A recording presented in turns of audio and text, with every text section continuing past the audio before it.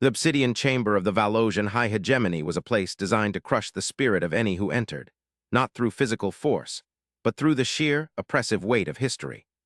The walls were hewn from the black carapace of a dead leviathan, a creature that had swum the stars before the Valosians had even discovered fire, and the ceiling was lost in a suffocating darkness that seemed to swallow the light of the floating gravity globes.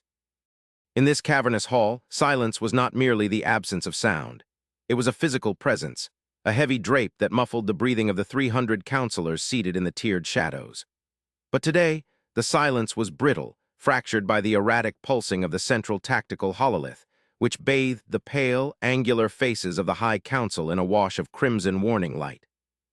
High Exarch Vaktarn sat upon the throne of cinders, his four-fingered hands gripping the armrests with enough force to whiten the chitinous knuckles, his compound eyes fixed on the display that defied all logic, all protocol, and all hope. The image rotating in the center of the room was a grainy, high-distortion rendering captured by a deep space sensor buoy located in the 9th sector, a region of space the hegemony had long ago designated as a graveyard, a desolate expanse of dust and dying stars where no civilization dared to tread. Yet there it was. It was not a glitch. It was not a sensory echo. It was a silhouette that blotted out the background radiation of the cosmos, a geometric impossibility that dwarfed the largest dreadnoughts in the Valosian armada. It was a ship, though to call it a ship felt like a reduction of its grandeur. It was a mobile fortress, a fabricated moon of matte gray alloy and silent engines, hanging motionless in the void like a predator waiting for the universe to flinch. The design was unmistakable to those few scholars who had studied the forbidden archives of the pre-expansion era.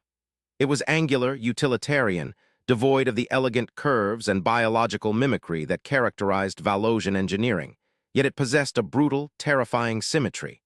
It was human. "Explain this." Vaktarn's voice was a low grind of shifting tectonic plates, echoing through the chamber. "Why is a human warship within this sector? Why is it deep within the sovereign borders of the hegemony, and why did our perimeter networks fail to detect an object of such catastrophic magnitude?" Fleetmaster Calith, a scarred veteran of the border wars whose carapace bore the jagged etchings of honor and survival, stepped forward from the lower tiers, though for the first time in his centuries of service, his stride lacked its usual arrogance. He looked at the hololith, then up at the Exarch, his mandibles twitching in a gesture of suppressed panic. "High Exarch," Calith began, his voice tight. "The object did not traverse the perimeter.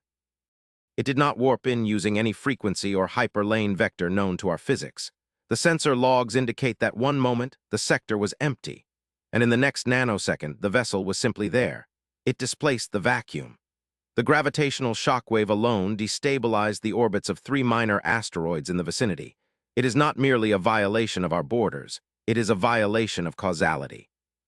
A murmur of dread rippled through the council, a sound like dry leaves skittering over stone. The humans were a myth to the younger generations, a bedtime story told to frighten larvae into obedience. To the elders, they were a shadow, a civilization that had retreated from the galactic stage millennia ago, sealing themselves behind the veil of Saul, asking for nothing and offering nothing. They were the silent ones. They were the species that had looked at the chaotic, warring tapestry of the galaxy and simply turned their backs, building a fence of silence that no one had dared to cross. For a human ship, and a warship of this scale, to appear now in the heart of Valosian space was an omen that chilled the blood of every being in the room. "Is it an invasion?" asked Counselor Xylas, the head of the diplomatic corps, her voice trembling slightly.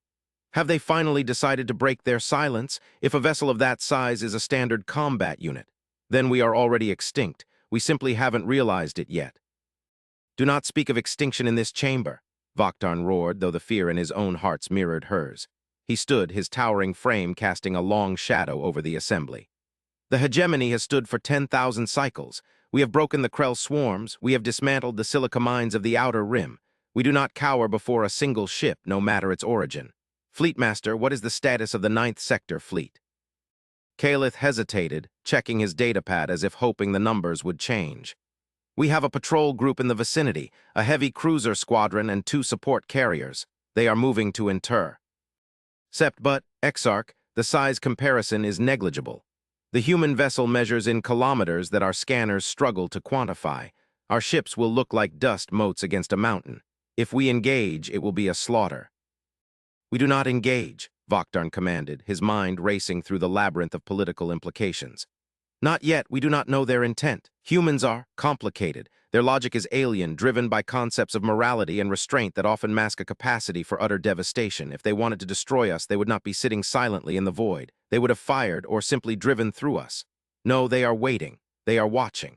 Open a channel to the fleet commander on site. I want a direct feed, and mobilize the first and second armadas. Have them hold at the sector edge. If this is a war, we will make them bleed for every inch of space. But if this is something else, we must know why.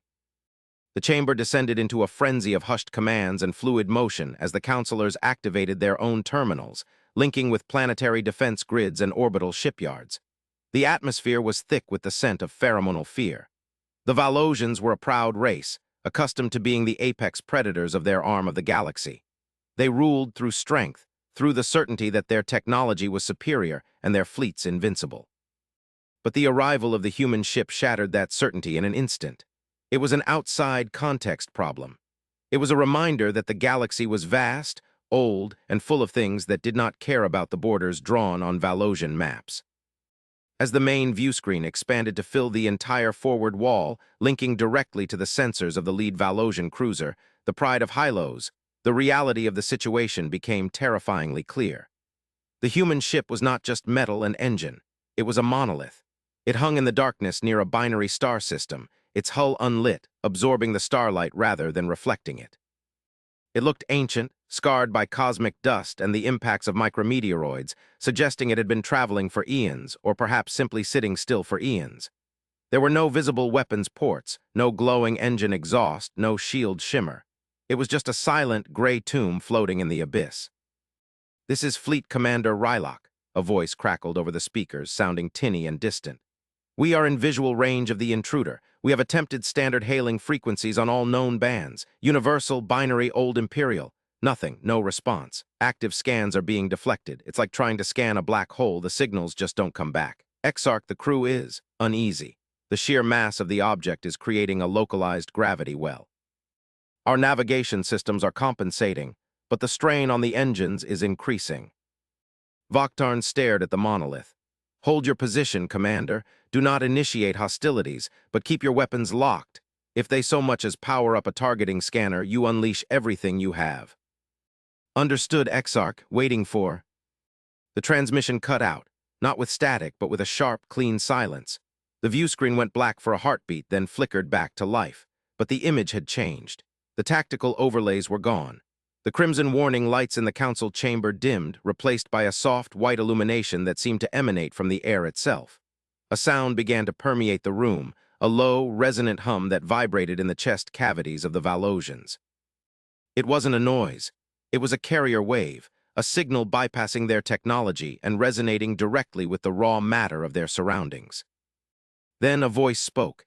It did not come from the speakers. It came from everywhere. It was calm, deep, and possessed a clarity that made the Valosian language sound clumsy and guttural by comparison.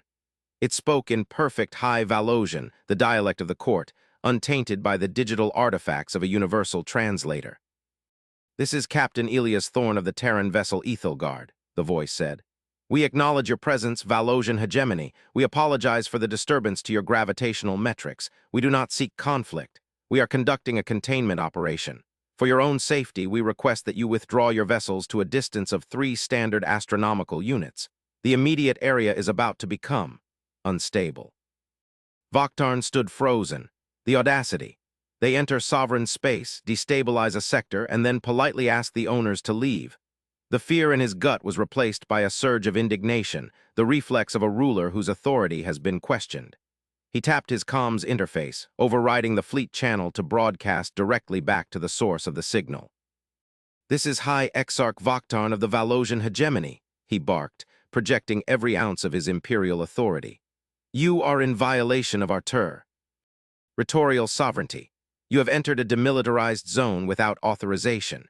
You will power down your vessel and submit to boarding and inspection immediately. Failure to comply will be met with the full force of the Valosian armada. We do not take orders from intruders in our own home." There was a pause, a long, stretching silence that felt heavier than the one before.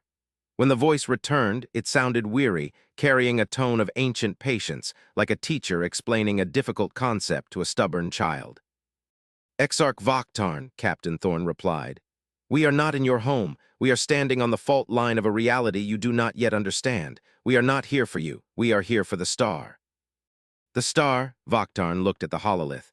The binary system near the ship consisted of a dying red giant and a smaller white dwarf. "Those stars are dead remnants. They are of no strategic value. Do not mock us with riddles, human. Withdraw or prepare for war."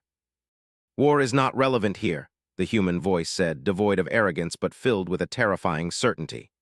"If we leave, there will be no hegemony left to declare it. Please, Exarch, observe the red giant. Adjust your sensors to the subquantum spectrum.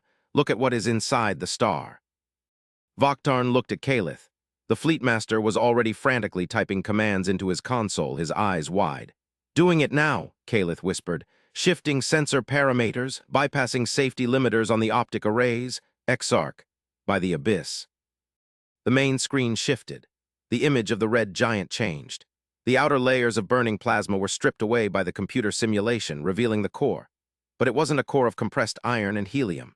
It was a writhing, pulsing mass of violet energy, a knot of dimensional distortion that looked like a tumor growing in the heart of the star. It was beating, rhythmic, and violent, and with every beat, thin tendrils of black lightning lashed out, eating away at the star's matter from the inside. It's hatching," Kalith breathed, his voice barely audible. "That is not a stellar core, that is a gestation sac." "We call it a void eater," Captain Thorn's voice returned, soft and grim. "They are remnants of a universe that existed before this one. They incubate inside dying stars, feeding on the entropic decay. When they wake, they do not just consume matter. They consume the physical laws that bind matter together. If it breaches the photosphere, it will trigger a cascade failure of the local spacetime.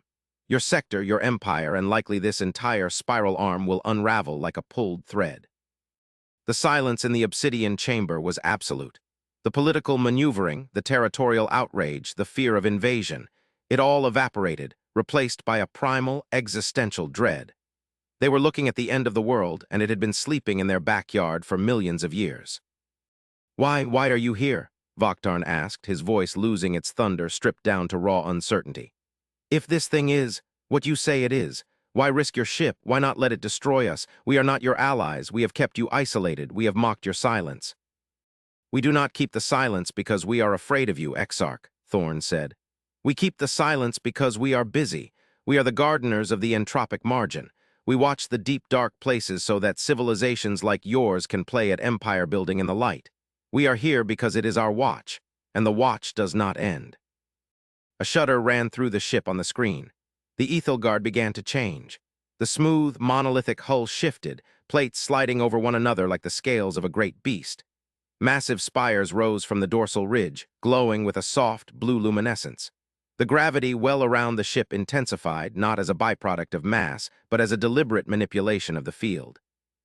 "We are initiating the extraction protocol," Thorn announced. "We cannot kill it while it is inside the star. We must draw it out. We must break the star to save the sector. Exarch, your ships are too close. The gravitational shear will crush them. You must order them to retreat. Now." Vaktarn looked at the screen, at the terrifying grandeur of the human ship, and then at the tactical display showing his own cruisers, proud, powerful, and utterly insignificant against the cosmic horror unfolding before them. He made a choice that went against every instinct of Valosian pride, a choice that would change the history of his people forever. "Fleetmaster Kalith," Vaktarn said, his voice steady. "Order the fleet to retreat to the outer marker. Maximum thrust. Do not engage. Repeat, do not engage. Let the humans work."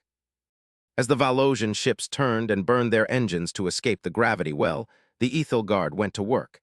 It was a sight of terrifying beauty. Beams of coherent graviton energy lashed out from the human S. Hip gripping the dying red giant, they didn't fire at it, they grabbed it. The sheer power required to manipulate a star was beyond the comprehension of Valosian science. They were treating a celestial body like a tool, a puzzle to be solved. The star began to deform. It elongated, pulled by the invisible hands of the human ship. The outer layers of plasma were stripped away, spiraling into the accretion disk of the nearby white dwarf, creating a blinding ribbon of light that spanned the system. And then the core was exposed. The Void Eater shrieked, a psychic scream that hit every mind in the sector with the force of a physical blow. Counselors in the chamber grabbed their heads, wailing in sudden, blinding pain. It was a sound of hunger, of malice, of a thing that hated existence itself. The entity erupted from the shattered remains of the star, a colossal, shifting mass of shadows and violet fire, dwarfing even the Ethelgard. It lashed out with tentacles of antimatter, seeking to consume the ship that had disturbed its slumber. Shields holding, Thorn's voice came through, strained now, set against the background of alarms and the roar of power. Deploying the Singularity Lance, aligning the trajectory, this is going to be close. The Ethelgard did not retreat. It flew straight into the maw of the beast. The Valosians watched in stunned silence as the tiny gray speck of the human ship charged the cosmic horror. A single point of light appeared at the prow of the human vessel, a light so bright it cast shadows in the council chamber light years away. It was a weaponized black hole, a singularity constrained by magnetic fields, fired like a bullet. The lance struck the center of the Void Eater. There was no explosion. There was an implosion. The universe seemed to inhale. The violet fire, the shadows, the debris of the ruined star, everything was sucked inward, swirling into the pinpoint of infinite density the humans had created. The Void Eater thrashed, its form stretching and distorting as it was dragged into the event horizon. It fought, tearing at the fabric of space, but the Ethelgard held the line, its engines flaring with a white-hot intensity as it maintained the containment field. And then it was gone. The star was gone. The beast was gone. Only the white dwarf remained, shining bravely in the sudden darkness, and the Ethelgard drifting silently amidst the cooling dust. In the obsidian chamber, no one spoke. No one moved. They had just witnessed a level of power that rendered their entire civilization obsolete. They had spent centuries building dreadnoughts and arguing over trade routes, while the humans had been mastering the physics of godhood to fight monsters in the dark. "Status," Vaktarn whispered, his throat dry. "The entity is neutralized," Kaleth reported, his voice shaking. "The sector is stable, the human ship. It has taken heavy structural damage. I am detecting hull breaches on multiple decks. Their power signature is fluctuating." Vaktarn made another decision. "Prepare my shuttle and prepare a medical relief fleet. We are going out there." "Exarch," Kaleth looked at him in shock. "We are going to help them." "They just saved us from annihilation, Fleetmaster, and they bled doing it. The silence is over. We can no longer pretend we are alone in the universe, and we can certainly no longer pretend we are the masters of it. We are going to offer aid. And then we are going to ask them to teach us." The journey to the Ethelgard was a pilgrimage through a graveyard of physics. The shuttle carrying High Exarch Vaktarn and a select retinue of diplomats and scientists navigated through clouds of cooling plasma and the gravitational eddies left behind by the Singularity weapon. As they approached the human vessel, the scale of it became truly oppressive.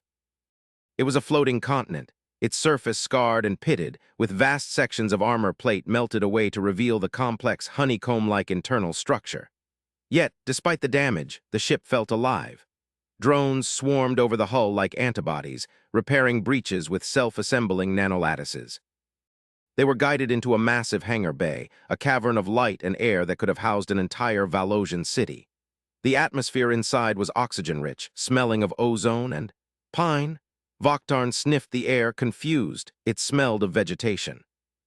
When the ramp descended, they were met not by a legion of stormtroopers or armored war machines, but by a small delegation. In the center stood a figure in a simple gray uniform, unadorned by medals or gold braid. He was shorter than the average Valosian, soft-skinned and fragile-looking, with graying hair and eyes that held a depth of exhaustion that seemed to span centuries. "High Exarch," the human said, bowing slightly. "I am Captain Thorn. Welcome aboard the Ethelgard."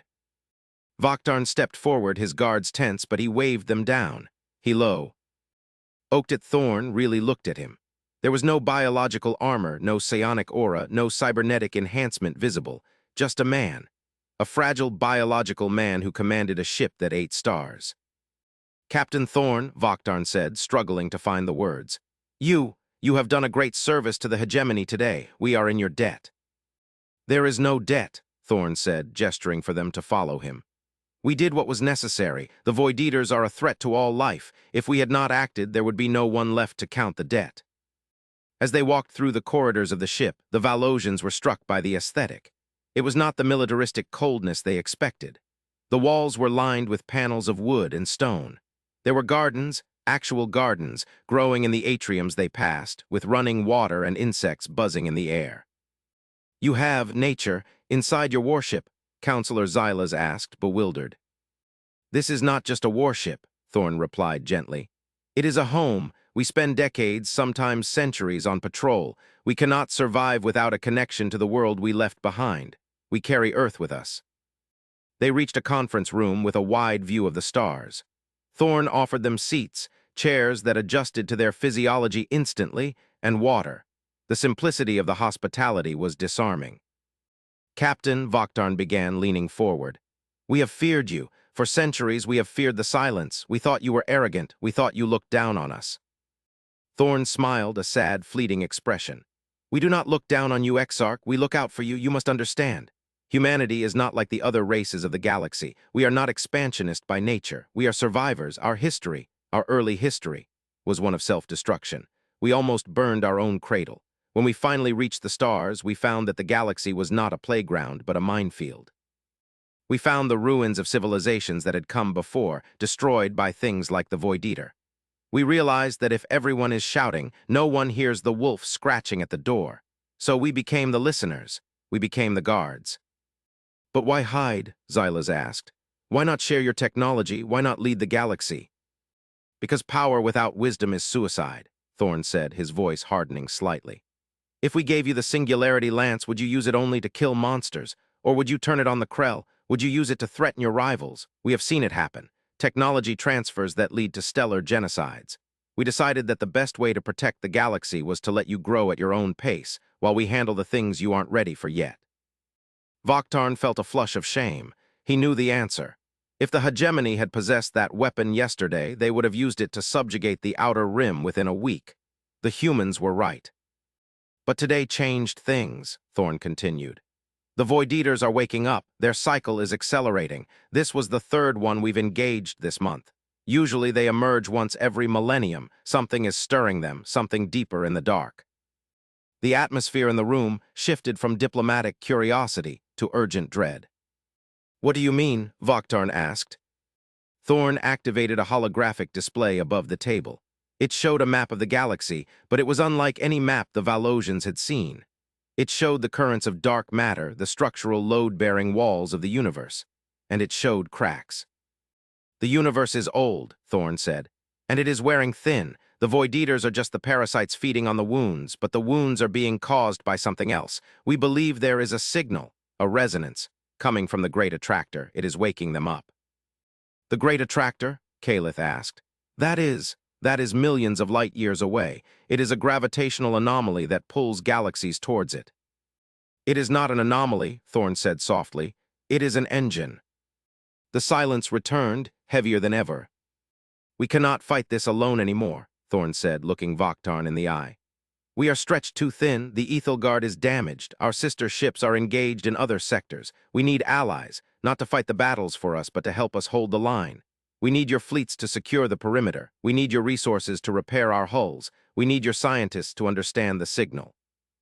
Vaktarn looked at his hands, hands that had signed orders for orbital bombardments, hands that had gripped the throat of his enemies.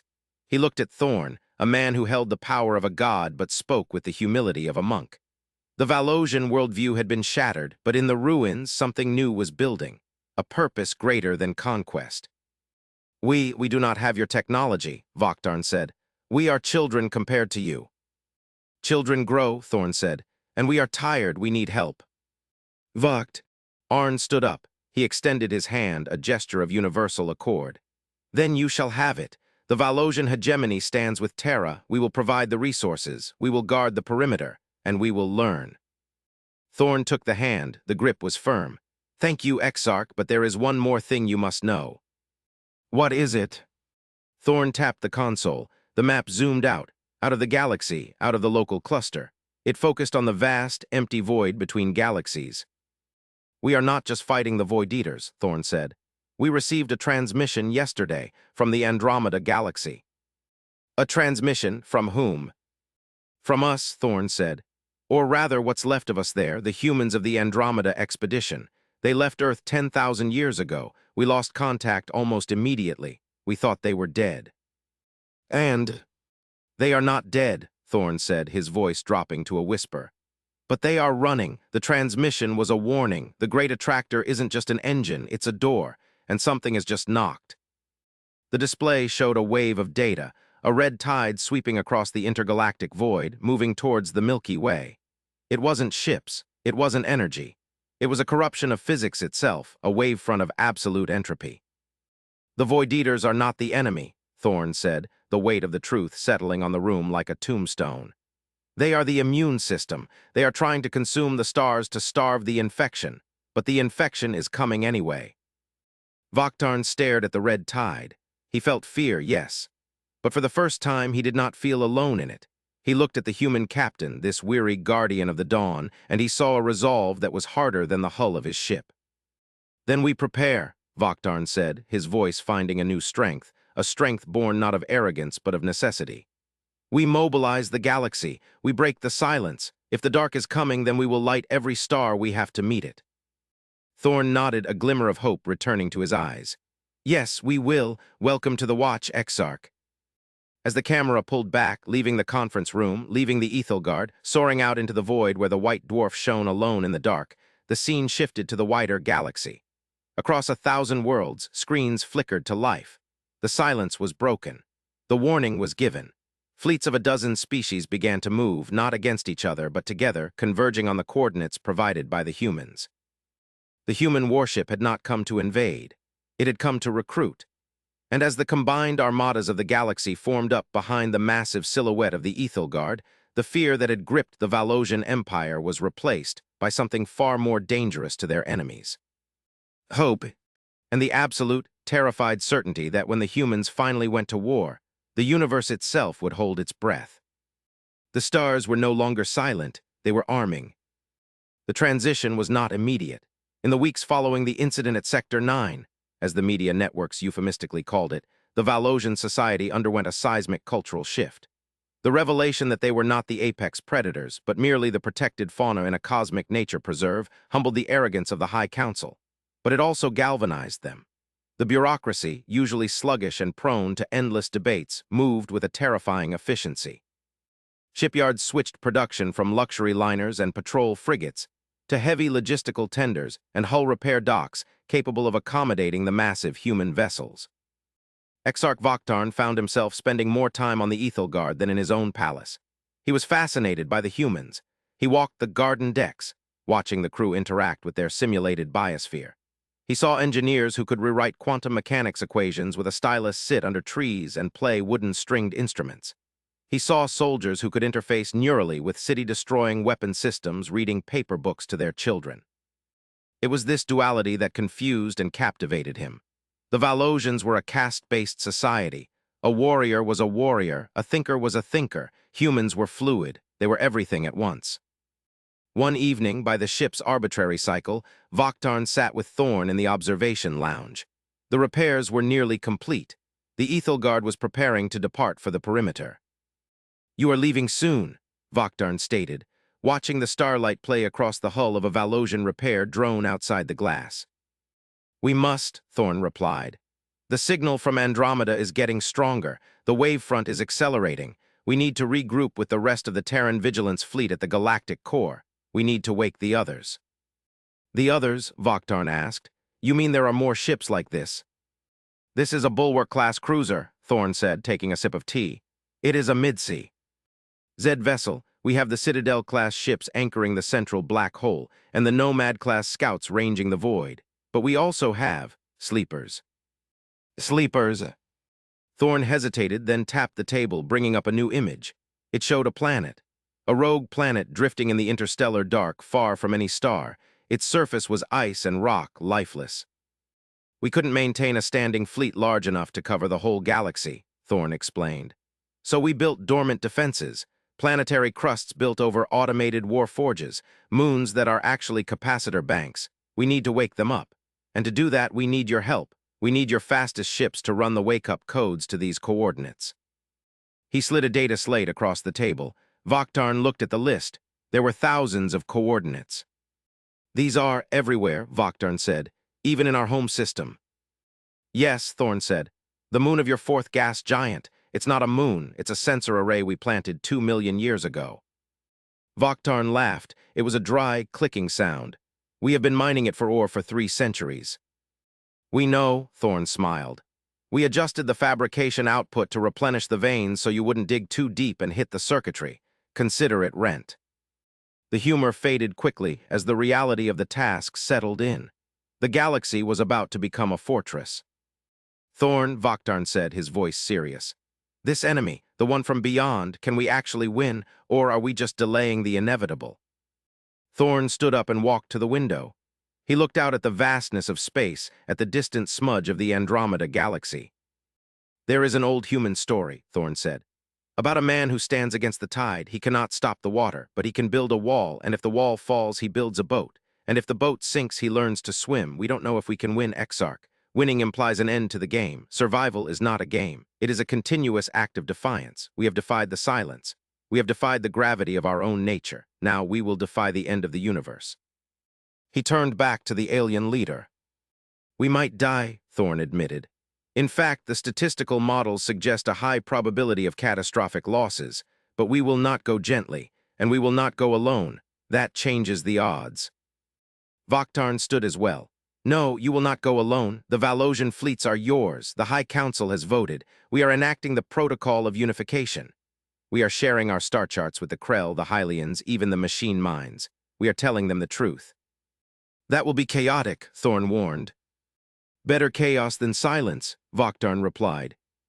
Suddenly, the ship's internal alert system chimed. Not the red alert of battle, but a soft, chiming blue tone. Captain, the ship's AI voice spoke, warm and feminine. Long-range sensors have detected a breach in Sector 1, the Galactic core. Thorn's eyes narrowed. The waking signal. No, Captain, it is an arrival, a single vessel. Identify friend-foe, inconclusive. Energy signature matches the Andromeda archives. Thorn went pale. Show me. The screen lit up. In the center of the galaxy, near the supermassive black hole, a rift had opened. It wasn't the jagged tear of the Void Eaters, nor the clean fold of a warp drive. It was like the universe was bruising, and from the bruise, a ship emerged. It was not gray and geometric like the Ethelgard. It was white. Pure, blinding white, curved and organic, trailing streamers of golden light. It was beautiful, and it was terrified.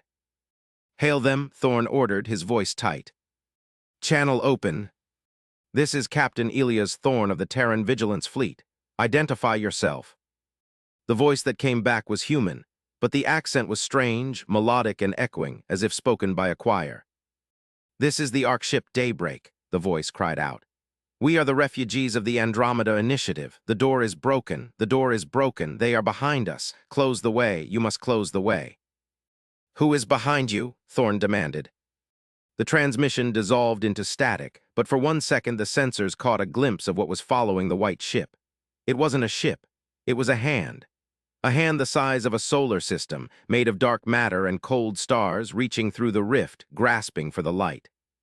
The feed cut. Thorn looked at Vaktarn. The calm diplomat was gone. The weary soldier was back. It begins, Thorn said. The awakening is cancelled. We move to the core now. My fleet is not ready for deep core radiation, Vaktarn said. Then they will adapt, Thorn said, already moving to the bridge. Or they will burn, but we are not letting that hand touch this galaxy. As the Ethelgard spun up its singularity drive, the vibrations rattled the teeth of everyone on board.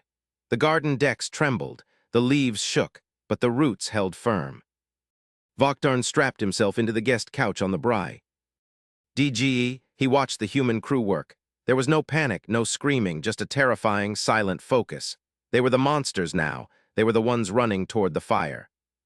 And as the stars stretched into lines of light, pulling them toward the center of the galaxy and the nightmare waiting there, High Exarch Vaktarn realized why the humans had been silent for so long. They hadn't been hiding from the galaxy. They had been sharpening their knives. The Ethelgard vanished into the warp, leaving a ripple in space-time that felt like a thunderclap. In its wake, the Valosian fleet began to move, hundreds of ships turning their prows toward the Galactic core. The panic was gone. The fear remained, but it was cold now, hard and useful. The human warship had entered the sector as a mystery. It left as a legend. And now, the galaxy followed in its wake into the dark, into the war, into the only future that mattered, the one they would fight for together. The silence was over. The roar had begun.